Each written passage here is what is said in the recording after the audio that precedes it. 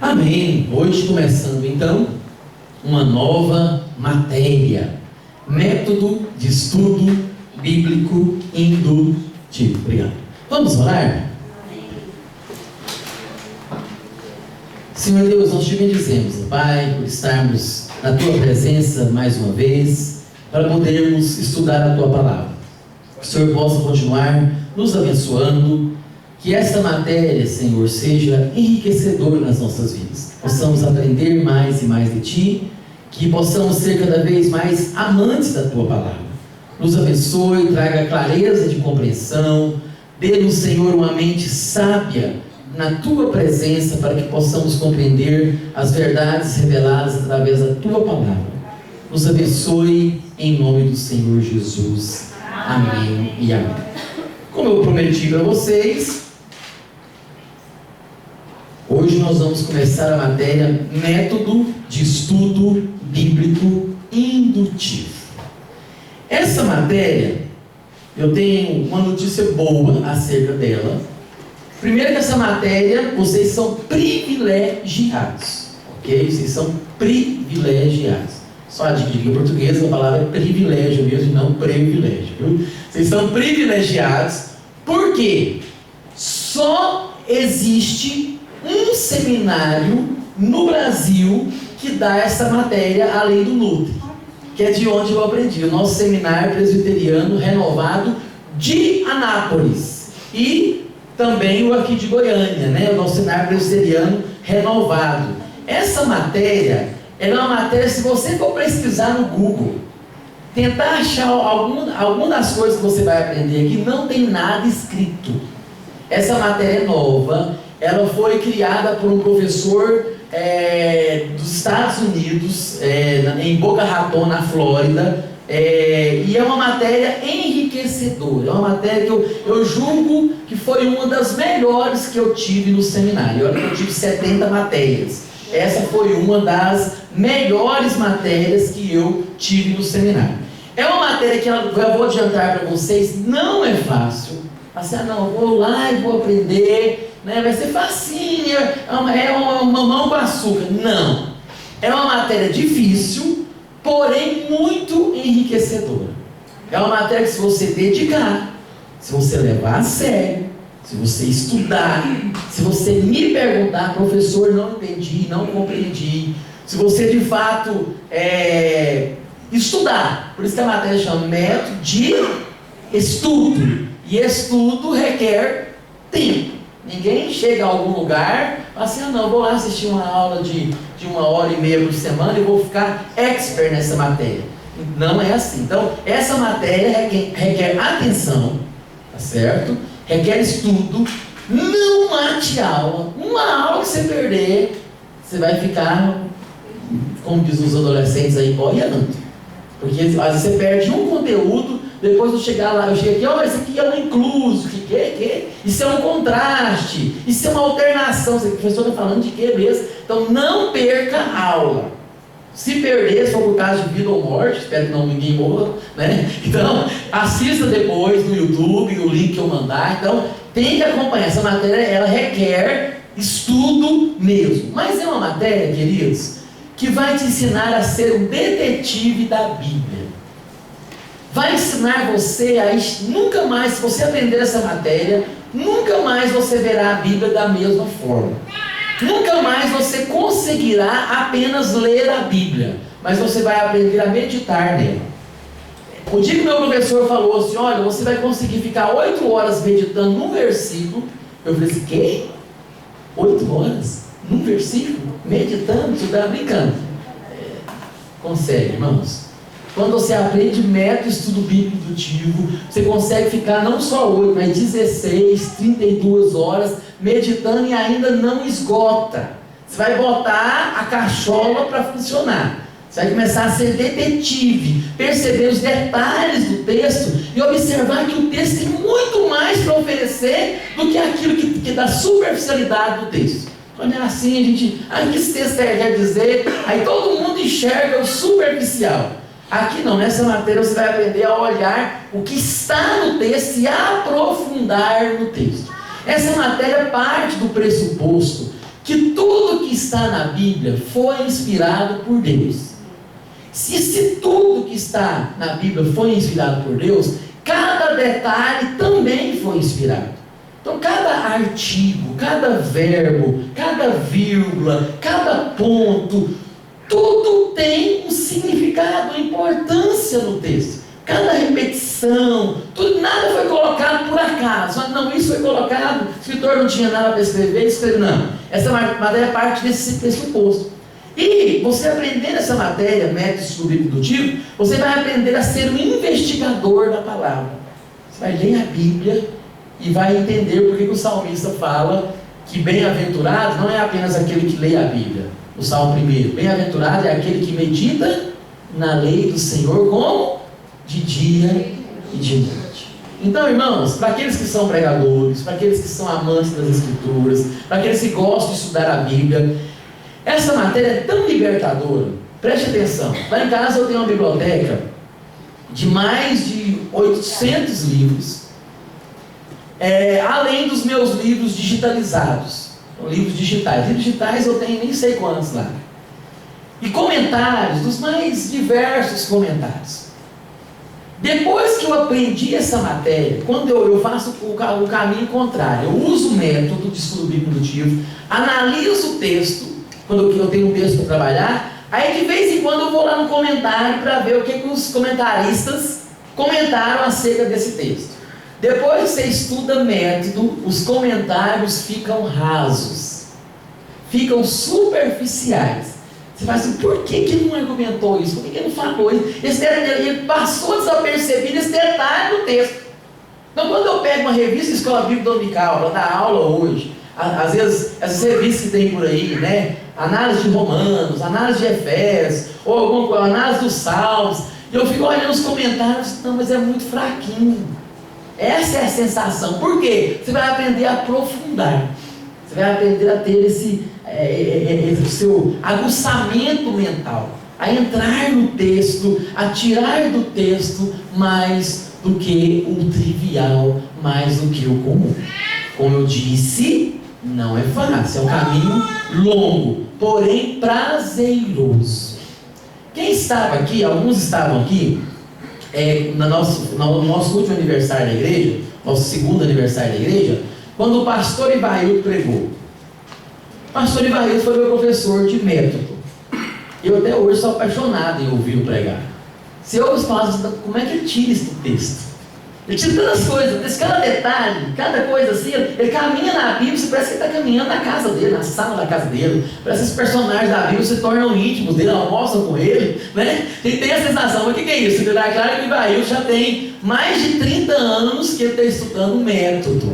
Né? Já tem em torno de 30 anos que ele está estudando método de estudo bíblico indutivo. Eu estou novinho, eu tenho só uns 18 só, né? que eu estou estudando. Então, queridos, sejam bem-vindos a essa matéria. Ela se chama Método de Estudo Bíblico Indutivo. Por que método? Método é a maneira de você chegar a algum lugar. Todos nós temos um método. E qualquer estudo eficiente, ele parte de uma metodologia. Quem faz faculdade estuda metodologia do trabalho científico. Ensina metodologias para você a fazer boas leituras, fichamento, resenha, síntese, né? Como você fazer citação. Então, o método é uma maneira, está ensinando uma forma, uma maneira de você chegar a algum lugar. Todos nós temos método. Nós temos métodos para escovar dente, métodos para dobrar a roupa, métodos para tomar banho. Tem gente que começa ensaboando os pés, tem gente que começa lavando a cabeça. Cada um tem um método. Método para lavar a vasilha. Tem gente que pega uma pia de vasilha e vai lavando. Eu já tenho outro método. Eu tenho que separar. Copo para cá, talheres para cá, os pratos para lá, para depois eu começar a lavar, né? Então cada um tem um método. Então a palavra método traz essa ideia de metodologia. O que acontece conosco ao estudar a Bíblia? Como estudar? Essa é a pergunta que todos nós fazemos. Como? Eu quero analisar o texto, mas como? Essa é a pergunta. Como é que eu vou? Então o método ele vai te dar ferramentas para você trabalhar.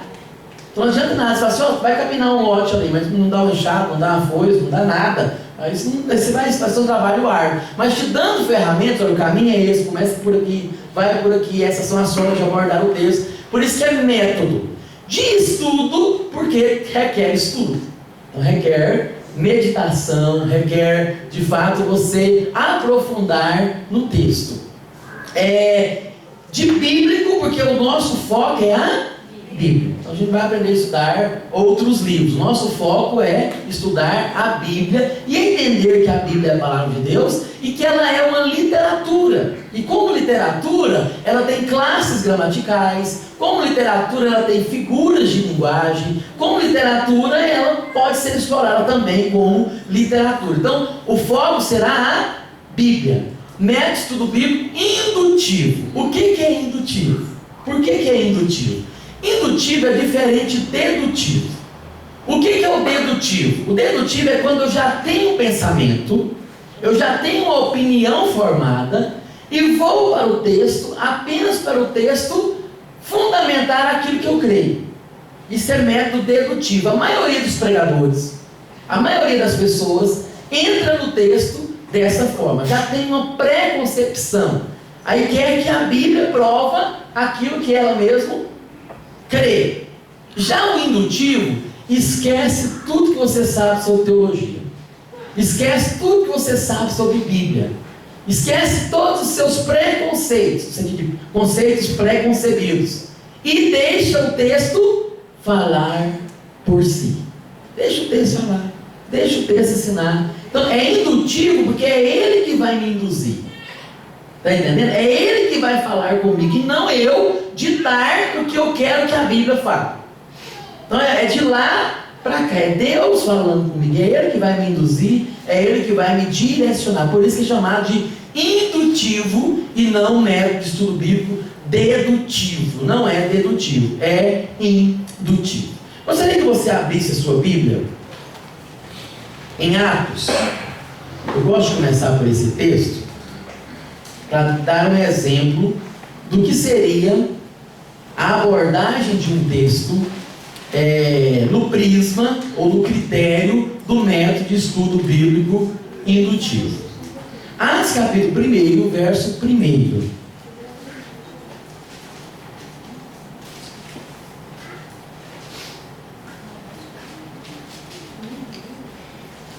Atos 1, verso 1. Olha o que diz o texto. Escrevi o primeiro livro, ó Teófilo, relatando todas as coisas que Jesus começou a fazer e a ensinar. Vou ler novamente. Escrevi o primeiro livro, ó Teófilo, relatando todas as coisas que Jesus começou a fazer e a ensinar. Quando a gente olha para esse texto, a gente foi fazendo uma leitura, assim, igual aquelas leituras que a gente faz em grupo familiar, em célula, né? O que esse texto está dizendo? Vamos lá, o que esse texto está dizendo? Esse versículo, um pequeno versículo, né? Escrevi o primeiro livro, ó Teófilo, relatando todas as coisas que Jesus começou a fazer e a ensinar. O que o texto está nos informando? Quais são as informações que podemos tirar desse texto? Pode? Isso, é uma pergunta retórica. Ele está informando que é o primeiro livro que ele escreve. E ele está contando para o amigo. Aqui está falando que é o primeiro. Ele escreveu o primeiro livro. Teófilo contou para o amigo dele. E ele está falando que ele está escrevendo, mas não é de autoria própria. Ele está relatando algo que Jesus falou para ele. Jesus começou a ensinar, a fazer e a ensinar. Isso. Mais o que? Deixa eu ver. Teófilo, esse tipo assim, presta atenção, cidadão. É alguém que está falando que escreveu um livro. É claro que não é esse aqui, Led. Esse aqui já é o segundo. O esposo está certo lá. O primeiro, na realidade, foi o Evangelho de Lucas. Ele escreveu o primeiro livro, relatando o que ele está contando a informação. Ele havia escrito um primeiro livro, Teófilo, né, dedicado a Teófilo. E nesse livro ele fez o quê? Ele relatou, relatando todas as coisas que Jesus começou a fazer e a ensinar. Esse era para Teófilo, então. É. Aí quando a gente pega, se depara com um texto desse, e fala assim, a gente vai argumentar em cima desse texto. O que esse texto está dizendo? Não é alguém que está falando, que escreveu um livro, e está citando o nome de outra pessoa, de Teófilo, e nesse livro ele relatou todas as coisas que Jesus começou a fazer e a ensinar. É isso que nós fazemos normalmente com o texto da Bíblia. A gente fala de novo aquilo que o texto está dizendo. Mas não explicou nada, explicou? Não explicou o texto. Quando a gente olha, então, a gente faz aquele olhar superficial. Esse é o grande problema nosso. E eu falo que é um problema porque é de cultura. Nós brasileiros somos ruins de leitura, somos ruins de análise de texto, somos ruins de definições de palavras. Só que nós precisamos melhorar isso. Pra vocês terem noção, o primeiro trabalho que eu fiz nesse versículo, eu gastei 22 horas. 22 horas analisando esse texto. Isso foi em 2002. 22 horas. Até hoje eu tiro coisas desse texto. É você pegar uma lupa, tá certo? Com a lanterna. Assim, agora eu vou adentrar no texto. Eu vou começar a observar os detalhes do texto.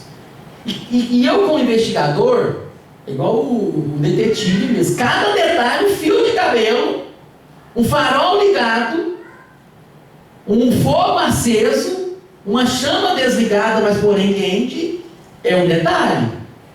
Um tênis que ficou e o outro que foi, é um detalhe. Uma mancha de sangue no cantinho, é um detalhe. Está entendendo? Então qualquer detalhe é uma pista para que eu possa aprofundar no texto. Tá certo? Então, hoje eu vou só dar um exemplo do que eu posso tirar do texto usando o método. Então, hoje não estou ensinando o método ainda, só vou aguçar a vontade de vocês, mas eu quero isso, eu quero melhorar a minha análise. Vamos lá então. Então o texto começa com o verbo escrever. Alguém que está dizendo que escreveu. No passado. Escreveu o quê? E ele vai dizer aqui, o primeiro livro. Então ele está citando que aconteceu algo no passado, que ele havia escrito o primeiro livro e que ele dedicou a Teófilo. Tá certo? Então a curiosidade que vem aqui primeiro é que primeiro livro foi esse? O primeiro livro foi esse que ele escreveu, relatando todas as coisas que Jesus começou a fazer e a ensinar. Depois, é claro, estudando um pouquinho, nós sabemos que o primeiro livro que foi escrito por Lucas foi o livro de Atos. Quando você vai lá em Atos, vamos lá em Atos, capítulo 1, você vai perceber que estamos falando do mesmo autor. Lucas, desculpe. Saímos de Atos primeiro, vamos lá para Lucas, capítulo 1. Olha aí, Lucas, capítulo 1. Olha o que o texto está dizendo aí. A introdução do capítulo 1 de Lucas. Visto, encontraram aí? Lucas, capítulo 1, a partir do versículo 1. Vamos ler só até o versículo 4. Visto que muitos houve que empreenderam uma narração coordenada dos fatos que entre nós se realizaram, conforme nos transmitiram os que desde o princípio foram deles testemunhas oculares e ministros da palavra. Igualmente a mim, me pareceu bem, depois de uma acurada investigação de tudo, desde sua origem, dar-te por escrito, excelentíssimo Teófilo, uma exposição em ordem, para que tenhas plena certeza das verdades em que foste instruído. Presta atenção, aqui é o escritor Lucas, o médico Lucas, que não era discípulo direto de Jesus, não foi um dos que foi chamado, mas depois que as coisas aconteceram, ele foi evangelizado e ele, de fato, ficou curioso.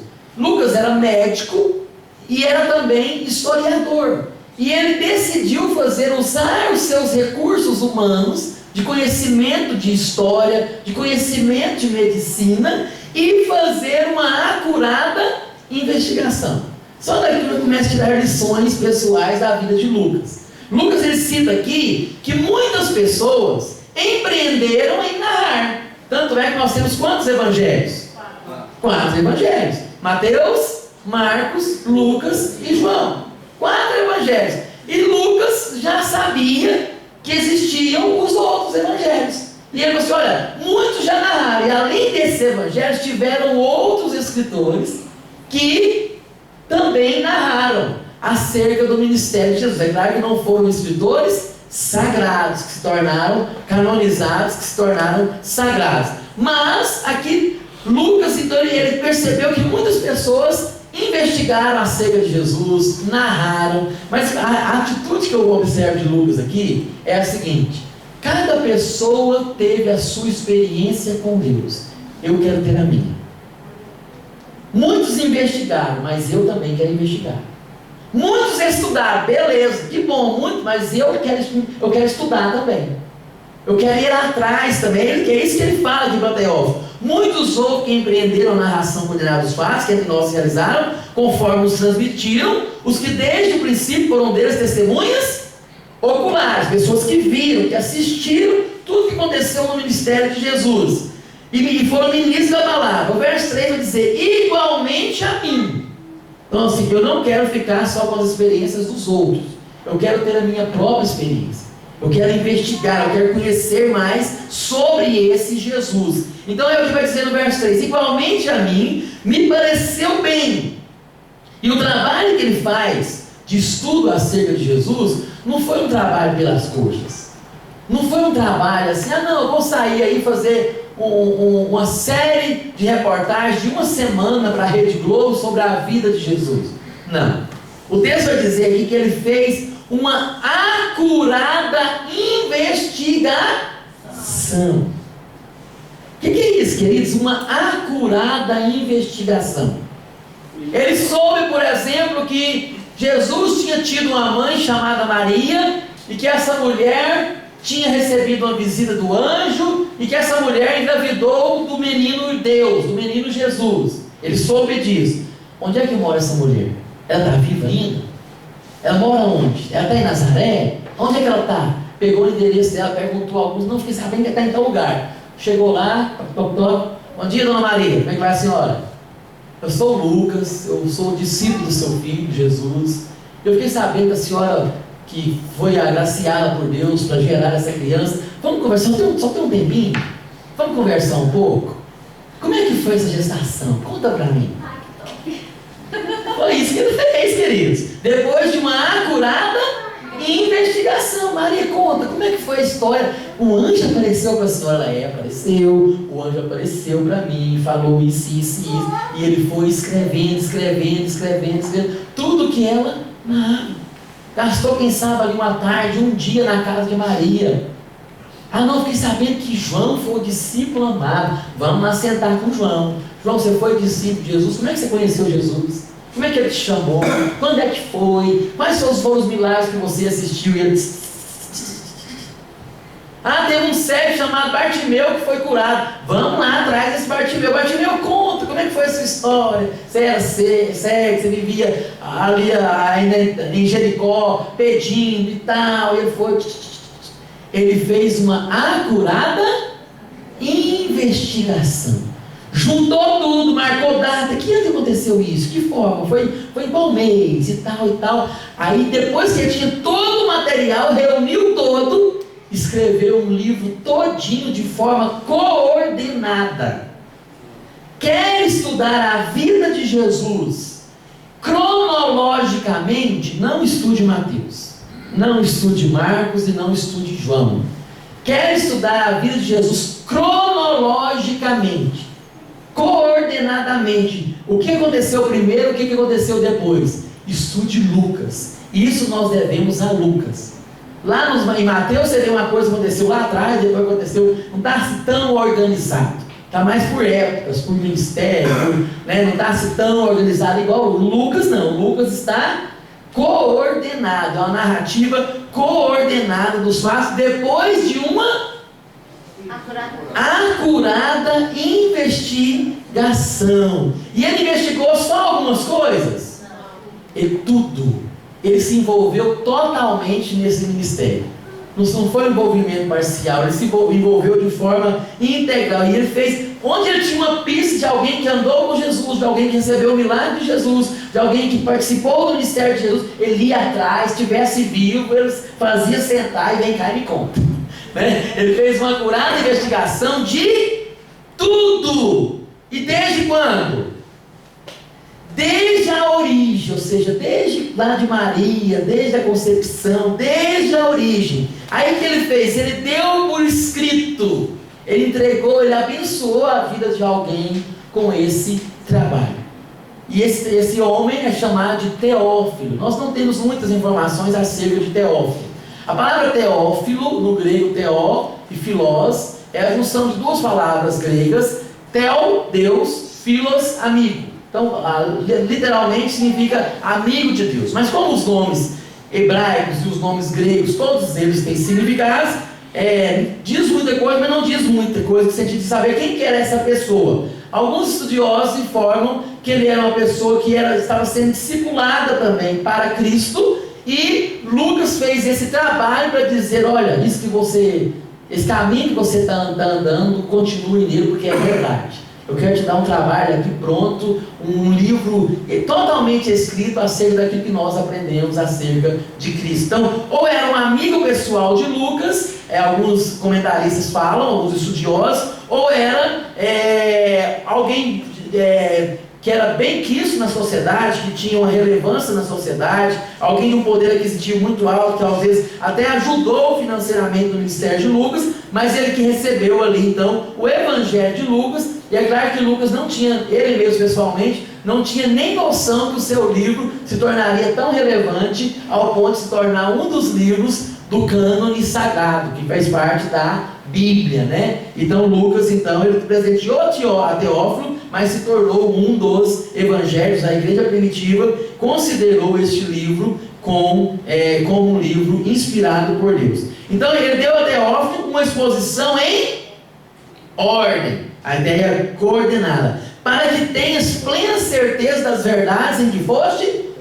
Esse é o propósito do livro de Lucas: entregar a Teófilo um documento, uma investigação, um trabalho jornalístico, investigativo, histórico, de tudo que Jesus fez, de tudo que Jesus realizou, desde o seu renascimento, da biografia de Jesus, quem foi Jesus, sua vida, obra e ministério, morte e ressurreição, e entregar para Teófilo ali, para que Teófilo pudesse ter certeza das verdades em que ele foi instruído. E, vamos lá, no final de Lucas, preste atenção.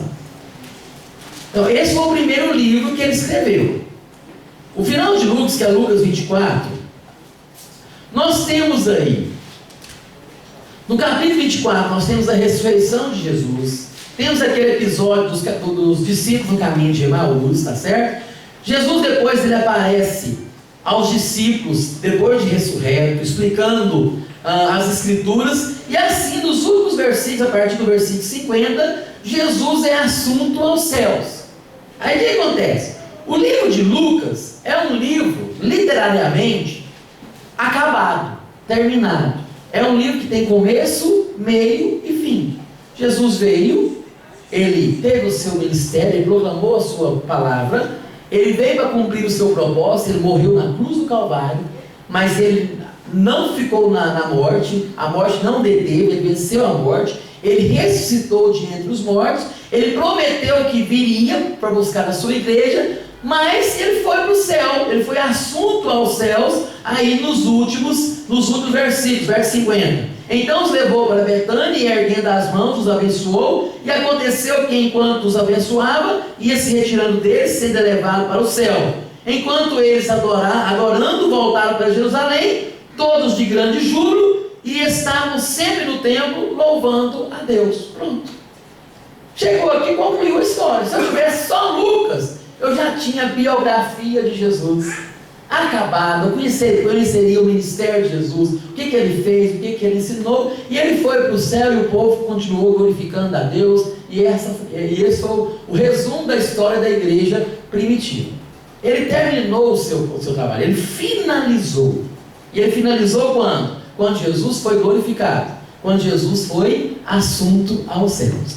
Só que, quando chega Atos, a sensação que Lucas nos transmite ao escrever Atos é que o ministério de Jesus não acabou. Lá ele concluiu, ele finalizou o livro, fez um excelente trabalho, um trabalho investigativo, e quando chega em Atos, ele não finalizou, não concluiu, não entregou para Teófilo, pronto, vamos embora, vou pescar agora, vou tirar férias, né? Acabou tudo, não. Quando chega lá, está aqui o escritor Lucas, escrevendo mais um livro, escrevendo novamente. Por que ele fez isso? O próprio texto aqui, o versículo 1, vai nos mostrar por quê. Porque ele entendeu que apesar dele ter concluído o seu livro, Jesus não terminou a sua obra. Jesus só começou a fazer. Apesar de Jesus ter sido assunto aos céus e ter dado como acabado o seu ministério, Jesus não terminou. E como Jesus não terminou, se Jesus não terminou a sua obra, se a obra de Jesus continua, então eu não posso terminar o filme. Eu tenho que ter a parte 2. Eu tenho que continuar escrevendo. Eu não posso parar de escrever, porque Jesus não parou de operar. Eu não posso parar de escrever, porque Jesus não parou de fazer. Eu não posso parar de escrever, porque Jesus não parou de ensinar. Ele só começou a fazer e a ensinar. Por isso que ele começa aqui o livro, feito esse pano de fundo, por isso que ele começa aqui o livro dizendo, escrevi. Escrevi é um verbo, certo? Verbo escrever. E ele está em qual pessoa? Na primeira pessoa. Eu escrevi. Queridos, presta atenção. Lucas foi um homem que teve experiência com Deus. Ele conheceu a Jesus, ele investigou, ele foi discipulado para o reino de Cristo. E a reação primária que ele teve ao conhecer Jesus foi fazer alguma coisa. E o que ele fez? Qual foi o ministério de Lucas? Escrever. É o ministério da escritura. Tá certo? O ministério dele foi de escrever. Só aqui eu já percebo uma coisa fantástica. É impossível conhecer Jesus e não fazer nada.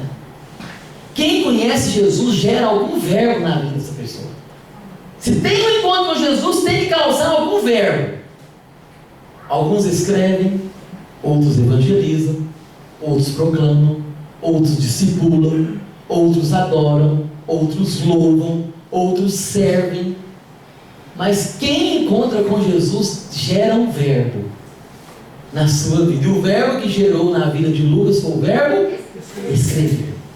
Ele não pôde assistir o que Jesus fez e ficar de braços cruzados. Eu tenho que fazer alguma coisa. O que eu vou fazer? Eu vou escrever. E ele não recebeu um dom espiritual. Eu fico observando assim, esses dias eu falei isso aqui na escola dominical, mas é algo para a gente observar. Porque, queridos, não fica querendo ter a experiência do outro, não. Não fica querendo ter o ministério do outro, não. Queira ter o teu ministério. Para cada um de nós, Deus tem um ministério específico. Deus nos chamou todos para ensinar, todos para pregar, todos para evangelizar, todos para cantar, para tocar. Cada um tem um ministério. Está entendendo? Cabe a mim saber o que o conhecimento de Jesus vai gerar em mim. Qual o verbo que vai gerar na minha vida?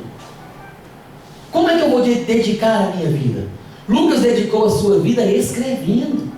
E muito que nós sabemos de Jesus, nós sabemos através da vida de Lucas.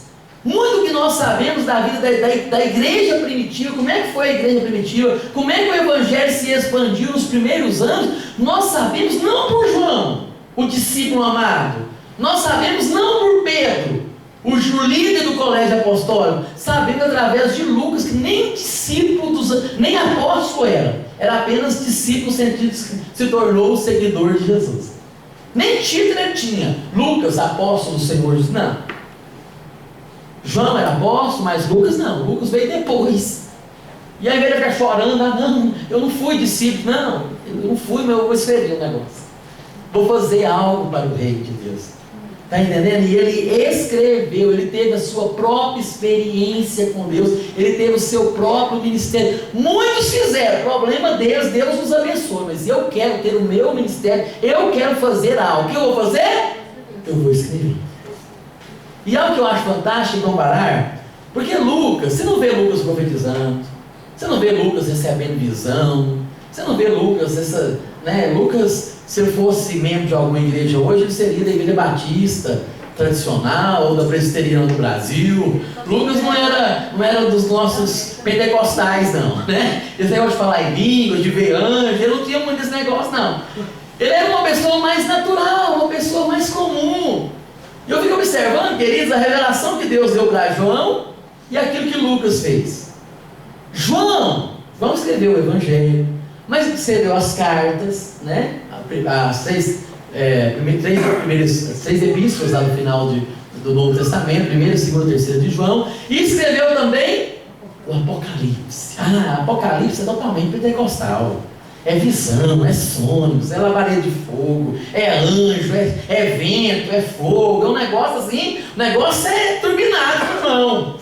Está entendendo? É muita revelação na ilha de Pátio, que negócio tudo, Jesus aparecendo para ele, cavalo, e espada, e corneta, e trombeta, e selo. João, um negócio assim, é meio negócio de Steven Spielberg, né? Um negócio assim mais complexo, mais pentecostal, cheio de revelação, de línguas, de coisas, de trovões, né? E novo céu, e nova terra.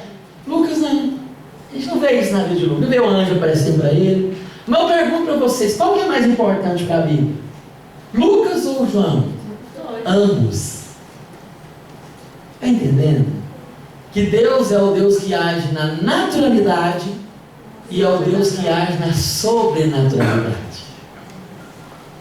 Está entendendo? Se eu for abrir um parênteses aqui, um testemunho aqui, pessoal da nossa igreja. Antes de eu conhecer a irmã Irene, eu ouvia falar sobre ela, eu era membro de outra igreja, que ela era uma grande mulher de oração. Aí, quem conheceu a mãe dela, a dona Bonina, a Bonina era uma profeta, a mulher que Deus usava em profecia mesmo. Eu conheço muitas histórias dela. E eu pensava que a filha era tal qual. Deve ser filha, né? E depois que nós viemos para cá, plantar essa igreja aqui em Aparecida de Goiânia, um dia eu vim no carro do pastor Benjamin, aí a irmã Irene soltou uma palavra, falou assim: nossa, se eu falasse em língua estranha, até vendo esse negócio aqui, eu falaria. Eu pensei, ela não fala em língua estranha? Ela não fala, de fato ela não fala. Ela não tem esse dom. Aí eu vou dizer que a irmã Irene é menos espiritual porque não tem o dom de falar de línguas. Claro que não. Não fala em línguas, mas como eu queria trocar o falar em línguas pela memória dela. Pela memória historiadora dela. Está entendendo? Então cada um tem o seu dom. Graças a Deus ela não tem problema nenhum com isso, ela é bem definida com isso. Né? Ela é bem definida. Se Deus quiser dar algum dia que dê, senão ela vai morar no céu tranquilamente sem falar em línguas. Né? Então, ou seja, queridos, Deus é o Deus que age na sobrenaturalidade e na naturalidade. Deus é o Deus que usa o João, mostrando sonhos, visão, vento, fogo, terra, Capitão Planeta, né? Que negócio todo. E Deus é o mesmo que usa o Lucas, que é o historiador. Chega assim, me conta, como é que é? Deixa eu escrever, deixa eu investigar, deixa eu ir atrás. Mas que conheceu Jesus e fez algo pela obra de Deus. Fez algo pelo reino de Deus. Fez algo por uma pessoa. Porque a intenção dele era abençoar apenas uma pessoa, que era Teófilo. Mas Deus foi tão gracioso que pegou a intenção dele no coração de abençoar Teófilo e abençoou todas as igrejas cristãs a partir de então, com esses dois livros que são fantásticos, que é o Evangelho de Lucas e que é o livro de Atos, que poderia ser o segundo Evangelho de Lucas. O primeiro Evangelho de Lucas é Lucas, Atos poderia ser chamado de segundo Evangelho de Lucas, porque Lucas escreveu. E Lucas, queridos, ele interagiu. É interessante que ele se interage tanto com o ministério, que no Evangelho de Lucas ele investiga. Em Atos ele participa. Se você for ler em Atos, por muitas vezes o pronome usado no livro de Atos é e eu, e nós quase afundamos no barco. Ele estava lá, ele passou a ser o narrador em loco. Ele estava lá, é o âncora da TV, entendeu? Agora, Paulo está fazendo um milagre, eu estou assistindo e anotando, eu estou vendo. Está entendendo? Ele se envolveu tanto que antes ele só se tornou um investigativo. A partir de Atos, ele se tornou um participante. Eu quero entrar nesse negócio aí, eu quero fazer parte desse povo, eu quero narrar ao vivo. É isso que ele fez. Então depois, quando você for estudar Atos, perceba isso. Por muitas vezes aparece o pronome pessoal eu, no singular, e o pronome pessoal nós, no plural. Nós estávamos, e nós. É por quê? Porque Lucas está assistindo e escrevendo. Então ele escreveu. Escreveu é o verbo que está na primeira pessoa. Todo mundo pode ter experiência com Deus. Mas cada um de nós, individualmente, precisa ter a sua própria experiência com Deus. Então não queira ser aquele crente a reboque. Sabe igual o crente a reboque? É igual a carretinha, né? A tração é do carro, a carretinha vai só sendo empurrada. Tem crente que é a reboque, você tem que estar arrastando ele, tem que estar levando ele, tem que estar carregando ele. Quer um exemplo de crente a reboque na Bíblia? Não, Paulo era igual a gente chama trator de esteira. Então, Ló era um crente a reboque. Abraão arrastou Ló a vida toda, orava por Ló, intercedia por Ló, tirava Ló das confusões, mandava soltar Ló, aquele negócio todo, né? Graças a Deus pela vida de Abraão, na vida de Ló. Então, não queira ser um crente a reboque, um crente rebocado, mas queira ter a sua própria experiência, narrativa, queira fazer algo. É impossível, de fato, contemplar as obras de Cristo e não fazer algo. Lucas escreveu, e você? Essa é a pergunta. E eu? Lucas escreveu. Lucas conheceu Jesus e escreveu. O seu ministério foi escrever, o seu ministério foi narrar. Escrevi está no passado. Escrevi. Algo acabado. Pretérito perfeito. Eu escrevi, pronto, acabou. Está acabado. Já concluí. Eu escrevi. Só que aqui está provando que o ministério dele não acabou. Ele escreveu no passado, ele concluiu, mas aqui ele está continuando a escrever. Sabe o que é isso que eu tiro de lição, queridos? Tem crentes que vivem no passado. Como eu já ouvi crentes saudosistas, que hoje não fazem nada e só vivem se gloriando no passado. Pastor, já evangelizei demais, já cantei demais, fiz parte de muitos ministérios. Na década de 80 eu andava essa Goiânia todinha a pé, no ônibus evangelizando. E hoje? Hoje não faço mais nada, cansei. Tem pessoas que vivem no passado. Só que Deus não é um Deus do passado. A Bíblia diz que Deus é o mesmo hoje, ontem e será eternamente. A Bíblia diz que até os jovens se cansam e fadigam, mas aqueles que confiam no Senhor renovarão as suas forças. No Salmo número 90 vai dizer que na velhice o justo vai florescer como a palmeira, e na velhice ainda dará frutos. Então, até quando o crente dá fruto? Até na hora que morre. E até depois que morre, continua dando testemunho. Ali foi um homem de Deus, uma mulher de Deus, alguém que abençoou uma casa, uma família, uma igreja. Então, não, é impossível viver a vida cristã no passado. A vida cristã tem que ser presente. Eu fiz no passado, parabéns. No passado eu trabalhei, glória a Deus, mas e hoje? Eu escrevi no passado, mas agora eu continuo escrevendo. Experiências do passado são válidas, mas Deus tem novas experiências no presente. Coisas do passado são bênçãos. Foi muito boa a contribuição de Lucas, em Lucas. Mas eu preciso de artes. Deus precisava de arte, precisava de narrar a história da igreja. Então não fique no passado. Continue no presente.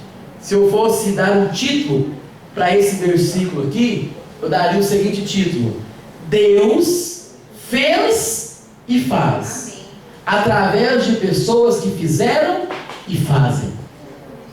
Deus fez e faz, através de pessoas que fizeram e fazem. Continuo fazendo, não parar. Vamos continuar fazendo igual o apóstolo Paulo: combati o bom combate, completei a carreira, guardei a fé. Então ele fez, mas ele não ficou só no passado, ele continuou tendo novas experiências. E aliás, a segunda experiência foi melhor que a primeira, porque as primeiras experiências foi só narrando e ouvindo testemunhos dos outros. Nessa agora ele foi vendo tudo aquilo que Jesus continuou a fazer. Ele foi uma das testemunhas oculares daquilo que Cristo continuou fazendo. Então ele escreveu o primeiro livro, né? Então o primeiro livro foi Lucas. A questão é que tem um artigo definido: escreveu o. Irmãos, o crente ele tem que achar o seu foco na vida cristã. Ele não pode querer fazer de tudo. Ele não pode querer abraçar todos os ministérios. Ele tem que achar um propósito. Qual que é o meu propósito? O que arde no meu coração? Qual que é o meu dom? Qual que é o meu talento? Eu tenho que fazer, mas tenho que fazer algo. Não posso ficar fazendo tudo. Esse negócio de eu ser tudo na igreja: eu sou diácono, sou presbítero, sou pastor, sou porteiro, sou varredor da igreja, sou líder do ministério de eventos, líder do ministério de louvor, de casais, das crianças. Não. O crente tem que ter um foco. Ele pode sim auxiliar em tudo, está sempre servindo, mas ele tem que ter o seu ministério, aquilo que chama a atenção do seu coração. Qual que é o seu foco, o seu propósito? Então ele escreveu ele tem um foco. O é um artigo definido. Eu estou fazendo alguma coisa, eu tenho um propósito, eu tenho uma meta.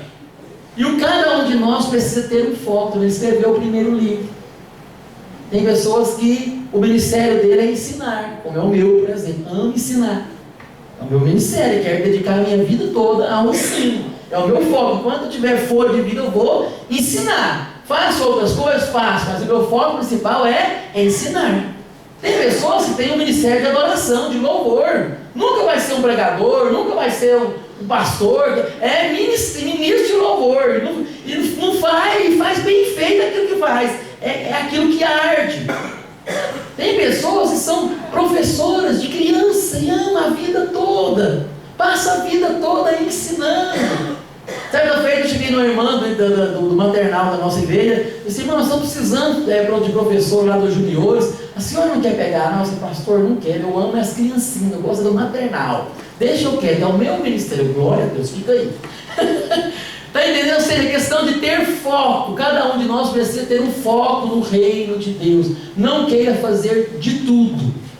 Tenha um ministério. Entenda qual que é o seu ministério. Para que você foi chamado? Qual que é o seu propósito da vida cristã? O que arde no seu coração? É evangelizar? É pregar? É ser um pastor? É ser um ministro de louvor? É ser alguém que aconselha, que gosta de ouvir? É alguém que gosta de orar? É alguém que gosta de contribuir? Então, ministério de contribuição. Não, eu gosto de contribuir. Deus me deu prosperidade, eu vou abençoar o reino do Senhor. Não, eu gosto de ajudar. Eu gosto daquela pessoa que chega aqui e vejo que a lâmpada está funcionando. Eu gosto dessas coisas. Isso é ministério, queridos. Então, ter um propósito. É isso que revela o artigo de algo bem definido. Lucas não fez um monte de coisa. Lucas escreveu o livro. Pronto. Esse foi o ministério dele. O primeiro livro, Teófilo. Então, foi o primeiro. Agora estava escrevendo o segundo. E dedicou a Teófilo, que é esse homem, né, o amigo de Deus. E é claro, depois se tornou, Deus fez com que esse trabalho se tornasse acessível a todos nós, os amigos de Deus, né? Esse trabalho. E ele foi relatando, ou seja, descrevendo, relatando, traz essa ideia, queridos, relatando aqui, está no gerúndio, traz essa ideia da continuidade. Ele está relatando. Não é, o gerúndio na língua portuguesa não é a ideia de continuidade, está andando, correndo, relatando, comendo. Então, ou seja, volta a reforçar aquilo que ele fez. Ele escreveu, mas continua escrevendo. Tá certo? Ele participou do primeiro ministério, está agora no segundo, mas com o mesmo propósito, relatando. E ele não se envolveu de forma parcial no seu ministério. Ele relatou todas as coisas. A ideia de totalidade, o envolvimento dele foi total, relatando todas as coisas. Então, nunca, aquilo que a Bíblia fala, não, ai daquele que faz a obra do Senhor relaxadamente. Encontre o seu propósito, mas ao encontrar o seu propósito, se envolva totalmente. Esse é o meu ministério. Então, se é o meu ministério, eu vou me dedicar com todas as minhas forças, vou me dedicar de forma integral. Então, relatando todas as coisas. Ou seja, ele não pegou apenas a parte do ensino de Jesus, ele pegou todo o ensino de Jesus. Ele tentou abranger de forma mais abrangente possível. E só que uma coisa, olha que interessante, todas as coisas, apesar de ele ter esse ministério lindo, apesar de ser médico, apesar de ser um repórter investigativo, né? Apesar de ser um historiador, ele não tomou a honra para si. Esse livro, o livro que eu escrevi, nem o livro que eu estou escrevendo, não é sobre mim. Eu estou relatando todas as coisas que Jesus. O propósito de Lucas é apontar para Jesus. O propósito de Atos é apontar para Jesus. Eu não estou relatando todas as coisas que eu fiz. Eu poderia muito bem fazer uma biografia de João, muito bem uma biografia de Pedro. Não, eu quero falar de Jesus. Quero falar do principal. Quero falar do Rei dos Reis, Senhor dos Senhores. Quem começou a fazer e a ensinar foi Jesus. Então, o meu trabalho não é para mim. O meu trabalho é para Jesus. O meu trabalho é sobre Jesus. Então, todas as coisas que Jesus.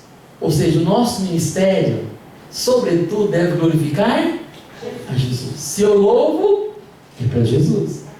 Se eu prego, é sobre Jesus. Se eu ensino, é sobre Jesus. Se eu sou diácono, se eu sirvo, é para o reino de Cristo. Se eu sou um líder na igreja, é para que Cristo seja glorificado através da minha vida, através do meu ministério.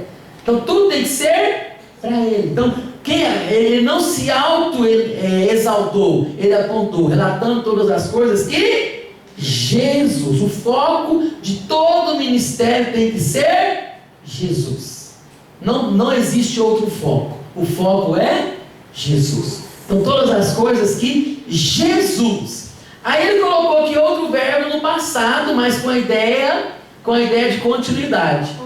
Começou. Então Jesus não terminou. Ele começou, está continuando a fazer. Jesus começou. Isso traz a ideia que ele percebeu que Jesus apenas começou a sua obra, ele não terminou. Ele achou que lá em Lucas, Jesus sendo assunto aos céus, pronto, posso tacar esse livro, assunto encerrado, capítulo encerrado da novela, acabou. Não, Jesus apenas começou. E isso é tão forte em Atos, que Jesus está o tempo todo em Atos. Tudo que é feito em Atos é feito em nome de Jesus. Em Atos, quando Estevão estava sendo apedrejado, Jesus não está tirando férias no paraíso celestial lá, não. Jesus está assistindo em pé. Jesus está atuante em Atos. Sabe por quê? Porque Jesus não fez o seu trabalho, foi para o céu, cruzou os braços, não. Jesus, depois de que ele foi assunto aos céus, ele continua passeando no meio da igreja. Jesus continua atuando, Jesus continua assistindo o ministério de Deus aqui na terra, a plantação do reino de Deus aqui na terra. Então, Jesus não terminou. O livro Salmo vai dizer, depois cita lá em Apocalipse: assenta-se à minha destra, até que eu ponha todos os teus inimigos por estrado dos teus pés. Então Jesus está colocando todos os inimigos por estrado dos pés. Ele continua atuando. Ele só começou a fazer. Ele continua fazendo. E o que eu acho, concluindo aqui, o que eu acho interessante são os dois verbos que aqui Lucas coloca aqui depois. Jesus não ensinava para depois fazer. Jesus fazia primeiro. O testemunho vinha em primeiro lugar. Antes de Jesus ensinar sobre amor, ele amava. Antes de Jesus ensinar sobre cura, ele curava. Antes de Jesus ensinar sobre perdão, ele perdoava. Então, no ministério de Jesus, a prática vinha primeiro que a teoria. Interessante isso, né? A prática vinha primeiro que a teoria. Jesus, ele começou a fazer. Primeiro ele fazia, depois que ele ensinava. Interessante isso. Então Jesus vai contra aquele ditado, né? Faça o que eu falo, mas não faça aquilo que eu faço. Não, Jesus já dava exemplo em primeiro lugar, depois que ele ensinava. Tudo que ele ensinava depois de demonstrar.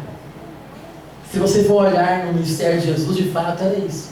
Ele tinha a atitude primeiro, o exemplo primeiro, para depois ensinar. Então o ensino para Jesus vinha depois da prática. Primeiro era a prática, depois o ensino. Era assim que ele fazia com os seus discípulos. Primeiro ele praticava, depois ele ensinava.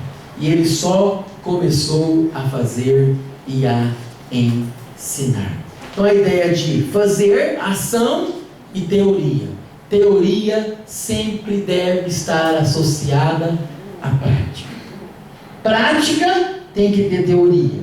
Teoria tem que ter prática. Uma coisa não se desassocia da outra.